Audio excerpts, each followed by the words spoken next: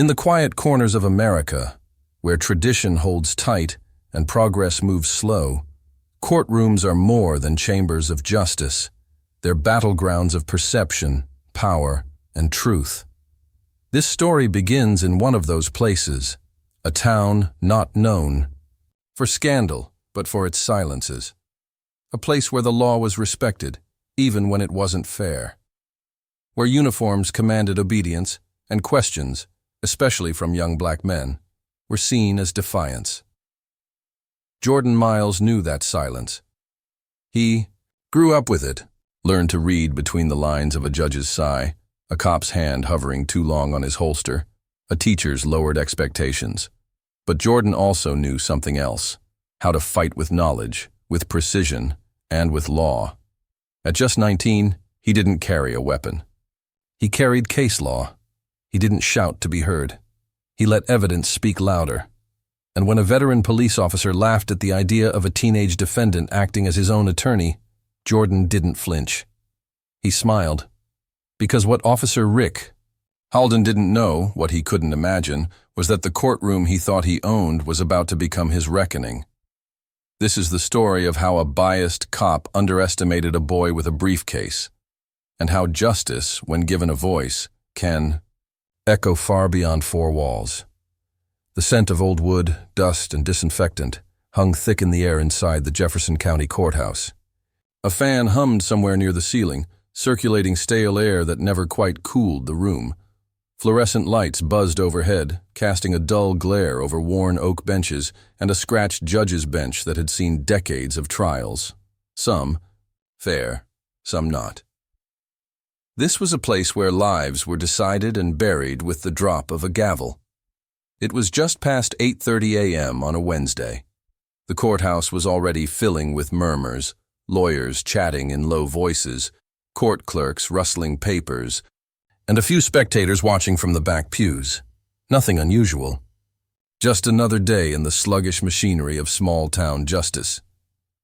Officer Rick Halden adjusted his belt as he walked down the aisle toward the front of the courtroom. His uniform was crisp, badge gleaming, but his smirk ruined the professionalism he tried to project. Halden was tall, broad-shouldered, with silver-streaked hair and the confident swagger of a man who thought he'd seen it all, and believed he'd won most of it. He was known around town as a straight shooter, the kind of man who didn't believe in second chances or gray areas, but beneath the surface, people whispered things about how he handled black teens differently, how he never quite followed the rule book when he thought no one was looking, and how complaints against him always somehow disappeared in the paperwork. Shuffle. Still, Officer Halden felt untouchable. This morning was no different. He dropped himself into the witness box with a sigh and glanced at the judge, who was still reviewing her docket. Across the aisle sat the district attorney's office, flipping through their notes, relaxed. It was supposed to be a simple pre-trial hearing, a formality, a young man contesting a resisting arrest charge, open and shut. Then the courtroom doors opened. Every head turned as a young man stepped in, alone. He looked about 19, maybe younger, with smooth, dark skin and tightly groomed curls, his frame tall but lean. His gray suit was clean and sharp, not rented, and he moved with a confidence that felt out of place in this tired room. He carried a brown leather satchel, not a backpack. No family trailed behind him. No lawyer led him by the elbow. He walked straight to the defense table and set his bag down like he'd done it 100 times. Rick Halden raised a brow and nudged the bailiff beside him. "No parents," he muttered under his breath. "They just send the boy in on his own." "Now?" The bailiff shrugged, amused. A few whispers trickled through the back row. The judge, Honorable Marcia Kellerman, looked up from her paperwork. She blinked twice, then checked her notes again. "Mr. Jordan Myles?" she asked, trying to mask her surprise. "Yes, Your Honor," the young man said, his voice smooth, calm, and slightly deeper than one would expect. "Appearing as counsel for the defense." Halden let out a bark of laughter. "Oh, come on," he said, far louder than he should have. You gotta be kidding me. Jordan turned to look at him, not with anger, but with a polite, puzzled expression, like someone waiting for a rude customer to finish ranting before continuing his job. You're the attorney? Halden asked, pointing a finger with mock surprise. What, your little brother getting his GED in the back? The courtroom went silent. The judge gave Halden a sharp look. Mr. Halden, you are not authorized to speak out of turn, she said. Sorry, Your Honor, Halden said, poorly masking a grin. Just thought we were being punked, that's all. Jordan didn't blink. He opened his satchel and pulled out a neatly organized folder, his bar credentials clipped to the front. If the court would like to see my license to practice, I'd be happy to present it, Jordan said, setting it on the table. The judge cleared her throat. That won't be necessary, Mr. Myles, she said. Your paperwork has been verified with the state. You are indeed a licensed attorney. The silence in the courtroom deepened. Even the DA looked up now, suddenly aware that this wasn't going to be the routine hearing they'd expected. Jordan adjusted his tie. He wasn't smug, but he wasn't shy either. There was a calm intensity in his eyes, focused, controlled, like someone playing chess while everyone else was fumbling with checkers. Halden leaned back in his seat, arms crossed. Visibly irritated, he whispered something under his breath. This is going to be fun, the judge began. This is the matter of State of Georgia versus Jordan Myles, case number 8451C. Charges include resisting arrest, obstruction of a law enforcement officer, and disorderly conduct. Preliminary hearing set to determine probable cause for trial. Counsel for the defense has waived legal representation and will represent himself. Jordan nodded. That is correct, Your Honor. Very well. Mr. Myles, are you prepared to proceed? I am. The judge looked intrigued, but gave nothing. Away. She gestured to the DA. Prosecution, your first witness? Officer Rick Halden, Your Honor, the prosecutor said. We'd like to begin with his testimony regarding the night of the arrest.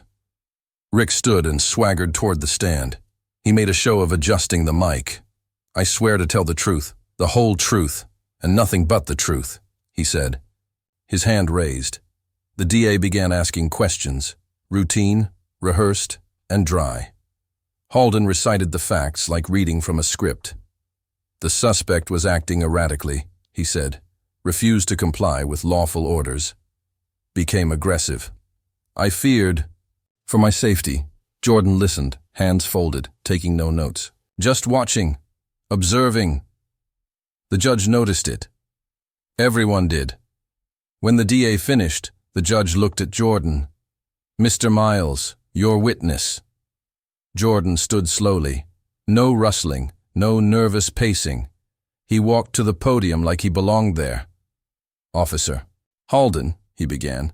How many traffic stops have you conducted in the past year? Halden shrugged. Hundreds. Maybe more. And how many of those stops resulted in an arrest for resisting? A handful. Jordan nodded. Can you tell the court, under oath, whether you initiated this particular stop based on a call, a traffic infraction, or personal observation? Halden shifted.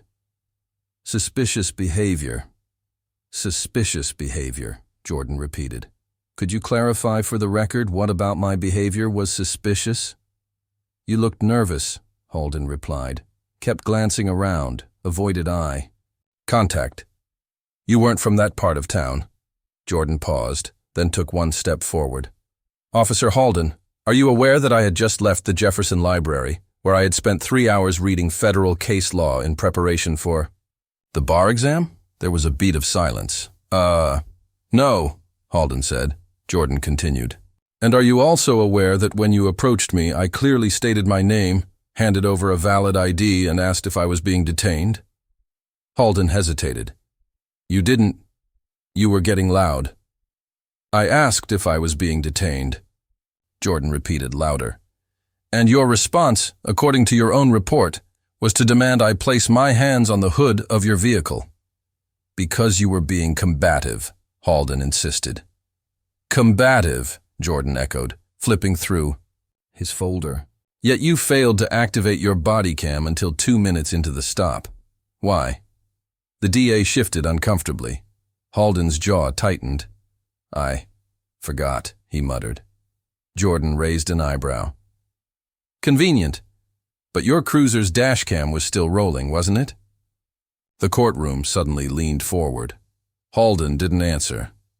I obtained that footage through Discovery, Jordan said, holding up a USB drive.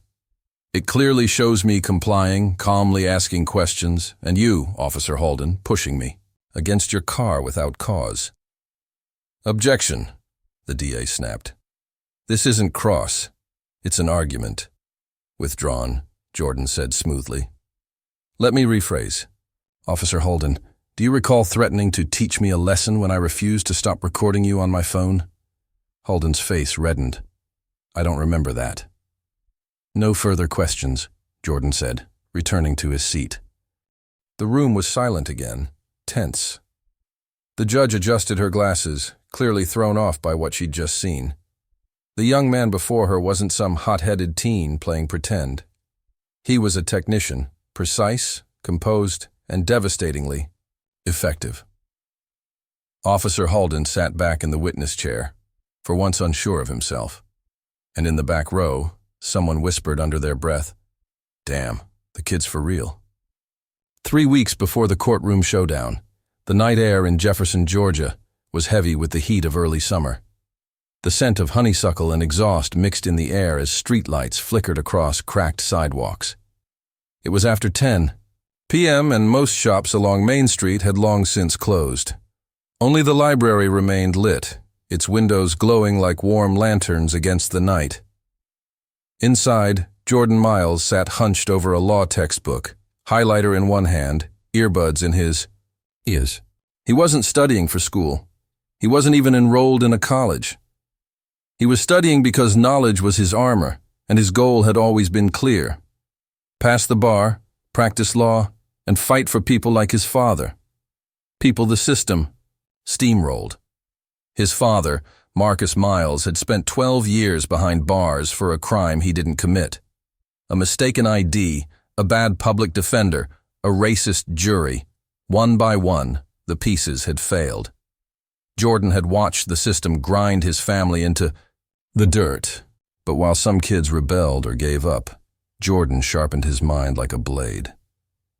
Tonight, he was deep into Terry vs. Ohio, annotating margins with arguments about reasonable suspicion. His laptop was open beside him, playing a lecture from a legal scholar. By the time the librarian announced closing, Jordan had gone through 50 pages and half a pack of sticky notes. He packed up calmly, slid his notes into his satchel, and stepped into the humid night. The streets were mostly empty. His mom's house was only 15 minutes away, and Jordan preferred walking. No distractions, no temptations. Halfway down Chestnut Avenue, headlights swept over him. A police cruiser. He felt it before he saw it, the subtle slowing of the car, the shift of tires on gravel as it edged to the curb. Jordan didn't run. He didn't change his pace. He just tucked his bag closer and kept walking.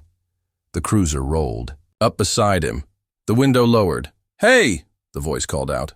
Firm, casual in that fake friendly cop way. "You live around here?" Jordan stopped and turned, standing a few feet back from the car. His voice was calm. "Is there a problem, officer?" Officer Rick Halden leaned his arm against the open window. His face was shadowed under the brim of his hat, but Jordan could see his eyes scanning, judging. "You're out pretty late," Halden said. "I was at the library," Jordan replied. "It closes at 10. Halden raised an eyebrow. "You got ID?" Jordan nodded. "Yes, sir." He reached slowly into his inner jacket pocket and pulled out his driver's license, holding it out. Halden didn't take it. Instead, he stepped out of the cruiser. His boots hit the pavement with force, the sound unnervingly loud on the quiet street. Jordan kept his hands visible. "Am I being detained?" Halden's expression twisted, annoyed, maybe even offended. "You got something to "Hide, kid," he asked. Jordan shook his head. "No, sir. I'm just asking if I'm free to go." Halden moved closer. "You know, I've had a long shift," he said, voice dropping a note. "And I don't appreciate that tone." Jordan stayed still. "I haven't raised my voice. I'm asking my legal rights." Halden laughed once, low and sharp. "Legal rights?" he repeated. "What, you go to YouTube law school or something?" "I've studied law extensively," Jordan replied. "I passed the bar last month." That only made Halden's grin widen. "Sure you did, counselor," he said, circling around Jordan like a lion inspecting prey. "Why don't you put your hands on the hood for me?" Jordan blinked. "For what reason, officer?" "Suspicious behavior," Halden snapped. "Obstructing investigation. You're acting nervous." Jordan's pulse spiked, but his expression didn't change. He reached for his phone. "I'm recording this for my protection," he said. "No, you're not," Halden growled. Before Jordan could react, the officer lunged. The phone hit the ground with a crack. A hand gripped the back of Jordan's neck and shoved him against the cruiser's hood. Metal met skin with a thud. "Stop resisting," Halden barked, twisting Jordan's arm behind his back. "I'm not resisting," Jordan cried, face pressed against the hood. But it didn't matter. The cuffs clicked closed. Jordan's vision swam with the mix of fury and fear, because he knew what was happening. Knew how quickly a routine stop could become a fabricated report, a mugshot, a charge. Halden pushed him into the back of the cruiser. The world blurred past the window as they drove to the station. Jordan said nothing. He knew better than to beg or yell. The moment he opened his mouth, they'd twist his words. But his mind was racing, cataloging every detail, every violation. At the station, the charges were written up. Resisting arrest, obstruction, disorderly conduct, all lies. But Halden filled out the forms with a smirk, confident they'd stick. "Look at that," he said to the booking officer. "Got ourselves another one who thinks the law works for him." Jordan kept quiet. They took his fingerprints, his mugshot, threw him in a holding cell. He spent the night on a cold metal bench with the stale stench of sweat and rust in his nose. But he didn't sleep. He planned. The next morning, when his mother bailed him out, he walked out of the station with his head high. Not because he wasn't shaken, but because he knew he was going to fight. He wasn't just going to clear his name. He was going to expose Officer Rick Halden, tear the lies out of the report, and show the court what justice was supposed to look like. The public defender's office called. He declined. A half-dozen people told him to take a plea deal. Just make it go away. He refused. Instead, he filed his own paperwork, gathered evidence, filed for dashcam and body cam footage, cross-referenced Halden's arrest reports, filed motions for discovery, and requested incident logs under Georgia's Open Records Act. Then he filed a motion to appear pro se, representing himself. No one took him seriously, but they would. The Jefferson County Courthouse sat like a relic from another century, pillared, pale and cold. Inside, the wheels of justice turned slowly, and sometimes not at all. Jordan Myles had already spent 2 weeks navigating its halls, filing motions, submitting evidence, and pushing through a legal system that wasn't built for someone like him. Not someone so young, not someone so sharp, not someone so black. He sat in the law library on the second floor, surrounded by casebooks and copies of prior rulings. A quiet storm of focus raged in his mind. He scribbled notes, reviewed surveillance timestamps, and drafted his argument. Every second counted. The preliminary hearing was just days away, and if he didn't dismantle the state's narrative now, the judge could send the case to trial. He was alone in this. But he was ready. Almost. That morning, the district attorney's office made its move. Jordan received an official letter via certified mail, an offer. They were dropping the resisting arrest charge if he agreed to plead guilty to disorderly conduct and accept a 6-month probation period. Jordan read the letter twice, Then again. It was bait. A deal designed to look generous. A quiet way to make the whole thing disappear. But accepting it would mean admitting guilt, admitting that Officer Halden's actions had been justified. Jordan folded the letter and slid it into his file. Then he walked it down to the clerk's office and filed an official rejection. 2 hours. Later he got a visitor. He was studying in the public records room when a woman knocked on the frame of the open door.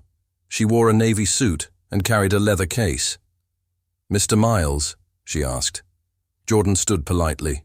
"Yes?" She extended a hand. "Assistant DA Monica Langston. I wanted to speak with you about your case." Jordan shook her hand. Firm, controlled. "I believe the paperwork I submitted makes my position clear," he said. "It does," Langston said. "But off the record, I'm here to offer a little advice." Jordan arched an eyebrow. "Go on." She stepped closer, voice dropping. "Look, I've seen defendants take on their own cases before. Smart ones, passionate ones. It rarely ends well. You're clearly bright, but you're young, inexperienced, and up against a system that doesn't give second chances." "I'm aware," Jordan said. "Then be smarter than this," she said. "Plead out, take the deal, move on with your life. Don't gamble everything on principle." Jordan didn't flinch. "Are you trying to help me?" he asked.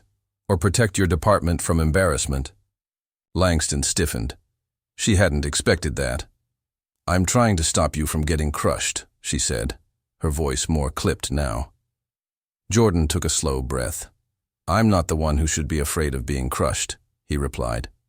"Officer, Halden filed a false report. I've got the dashcam footage, witness statements, and a timeline that proves it. The law is on my side." Langston studied him. A flicker of something, respect, worry, passed through her eyes. "We'll see," she said, and left. That night, Jordan didn't sleep. He lay on the couch in his mother's living room, staring at the ceiling fan spinning overhead. His mother, Darlene, had stopped asking him to rest. She knew her son well enough to recognize the fire behind his calm, but even fire flickers. At 2 a.m., he sat up, pulled out his laptop, and rewatched the dashcam footage for the 100th time. It was grainy, but clear enough. His voice, calm. His body language, non-threatening. Halden's aggression, unmistakable. Still, he worried. What? If the judge sided with the cop anyway? What if people believed the uniform over the evidence? He remembered what happened to his father, how the system chose convenience over truth, how hard it was to fight when everyone assumed you were guilty. Just for existing, Jordan gritted his teeth. He wasn't just fighting for himself. He was fighting for every kid like him who'd ever been silenced in a holding cell or humiliated on a sidewalk. The next day brought more pressure. A social media post appeared on a local police union page. It didn't name Jordan, but the message was clear. Some people think a briefcase makes them bulletproof, but respect is earned, not claimed. Our officers put their lives on the line every day. We stand behind Officer Halden and his service to this community. The comments were worse. Another thug playing lawyer. Bet he'll cry racism when he loses. These punks think they know the law 'cause they watched Netflix. Jordan saw the post. He didn't reply, but he saved a screenshot. That night, someone spray-painted punk lawyer across his mom's mailbox. He filed a police report. The officer on duty gave him a look. No one came to clean it up, so Jordan did it himself. He scrubbed it off in silence, eyes burning, knuckles raw. Not out of shame, but out of resolve. 3 days before the hearing, he received a padded envelope. In the mail, no return address. Inside was a single note typed in block letters, "Drop the case, final warning." Beneath it, a copy of his bar certificate, torn in half. Jordan stared at it for a long time. Then he walked to his desk and printed a fresh copy. He taped it above his workspace. Let them try to scare him. He had no intention of backing down. By the eve of the hearing, Jordan had compiled everything. A printed transcript of Officer Halden's report, marked with inconsistencies footage from the dash cam, time-stamped and cross-referenced phone records showing the time of his call to his mother after the arrest, a signed statement from the librarian confirming when he left the library, a copy of his bar results. Passed on first attempt. He practiced his opening statement in front of a mirror, rewriting it until every word landed. He anticipated every possible argument, every lie Halden might repeat under oath. He wasn't just building a case, he was building a reckoning. And when he stood in court, he wouldn't stand as a victim or even a defendant. He would stand as a storm wrapped in a suit. The night before the hearing, his mother came into the living room. Jordan was still up, surrounded by paper. She sat next to him. "You sure about this?" she asked softly. Jordan looked at her. His eyes were tired, but steady. "If I let this go," he said, "then everything I studied for, everything I want to be, it means nothing." She nodded, brushing his shoulder. "You're braver than me," she said. Jordan shook his head. "You raised me. That's the bravest thing anyone's ever done." She kissed his forehead. And then, for the first time in weeks, he slept. Not deeply, but peacefully. Because tomorrow, the courtroom would see him. Not as a boy, not as a threat, but as the man who would not be silenced. The courtroom was silent, thick, with tension and disbelief. Jordan Myles stood at the defense table, hands clasped, eyes locked on the judge. He had just finished his closing argument, calm, devastating, airtight. On the stand, Officer Rick Halden sat motionless, sweat gleaming at his temples, lips pressed in a hard line. Jordan had done what no one expected. He had peeled apart Halden's lies piece by piece, showing the exact moment when the officer escalated a peaceful stop, fabricating claims of resistance. He had played the dashcam footage for the courtroom, where the jury could hear his calm voice asking, "Am I being detained?" and see Halden violently slam him against the cruiser hood moments later. He'd exposed discrepancies in Halden's report, caught the officer contradicting himself under cross-examination. And when Halden tried to raise his voice, tried to weaponize his badge, Jordan had responded not with anger, but with undeniable fact. Now the room waited. The judge cleared her throat. "Mr. Myles," she said, her voice measured, "you have shown commendable poise, clarity, and knowledge of the law in these proceedings. Based on the evidence presented and in accordance with this court's duty to uphold justice, all charges against you are dismissed with prejudice." Beat. Then the gallery erupted. Gasps, a few muffled cheers. Someone clapped before the bailiff barked, "Order!" But Jordan didn't smile. Not yet. He turned, looked at Halden, whose jaw was clenched so tight his face was red. Then Jordan stepped forward, lifting a folded document from his briefcase. "Your Honor," he said, "I'd like to file a formal motion to recommend a criminal investigation into Officer Halden's conduct during my arrest, including potential civil rights violations." The judge stared at him. So did the DA. But neither interrupted. "Noted," the judge said quietly. "And under review." It wasn't a guarantee, but it was a beginning. Jordan stepped away from the podium, his heart pounding. He had come into this room as a defendant. He was leaving as something much more dangerous. Proof. Proof that knowledge was power. Proof that justice, real justice, could still break through the cracks.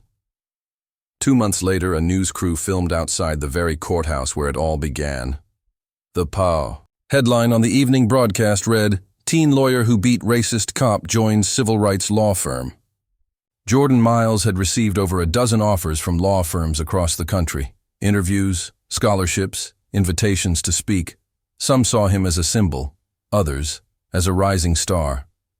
He accepted a modest position with a non-profit legal defense group, based in Atlanta. The work was tough, the cases emotional, but it felt right. He wasn't interested in fame. He wanted to build something real. Rick Halden. He was now on administrative leave, under investigation for misconduct.